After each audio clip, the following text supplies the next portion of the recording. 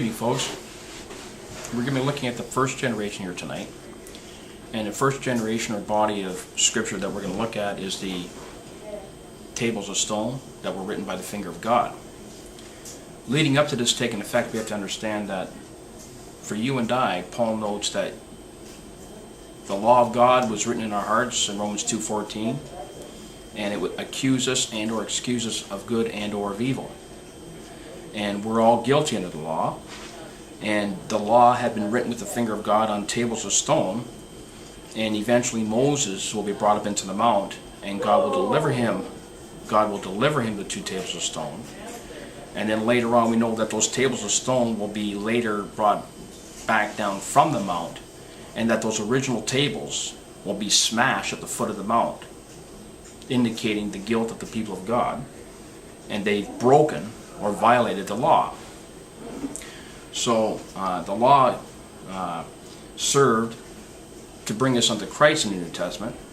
It was given by Moses, but grace and truth came by Jesus Christ. In the same passage where this all takes effect, what had previously taken effect is that God in Exodus chapter 20 gives the oral law, and the people hear that law, they are frightened at the law, and then Moses is at the foot of the mount and he's recording or writing the law and putting it in written form. This shows that God approves, obviously, of the first text that was written in stone. It also has an other element in that the people are now not only haven't heard it, or they have heard it rather, and after hearing it they agree and say, all the words that the Lord has said we will do, and they enter into an agreement of a covenant, and they reaffirm that covenant. And then that book that was hand scribed by Moses at the foot of the mount, which was a copy of the first tables that were written with the finger of God, gets sprinkled with blood, the blood of the covenant. So we have elements related to the second document that didn't exist in the first document, in that it wasn't agreed to, the first document. It hadn't been orally given, and it hadn't been established through a covenant of blood. So that gives grounds by which this new document falls into a new generation. It falls under different ground rules. So the first generation of scripture, namely the tables of stone, hadn't at this juncture in time, prior to God giving it to Moses, hadn't been agreed to. Wasn't orally given until Exodus chapter 20.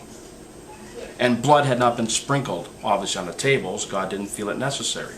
But God did feel it necessary that a copy be hand-scribed, vindicating he approves of the document, and in addition that the people both agreed to the document, and that that document get established through blood.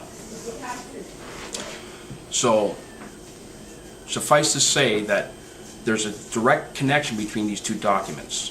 First one written with the table of stone, it's the first generation, and then the second generation, as we'll look into a little more detail on the next video, we'll look at the background with which this second document is established, the relationship they have, and then the connections that we make with these documents and with other ones that will succeed later on as the volumes of generations accumulate, right up until we get to the seventh generation. So I just wanted to address the first generation here tonight and bring the connection with the second generation. And I thank you for your time.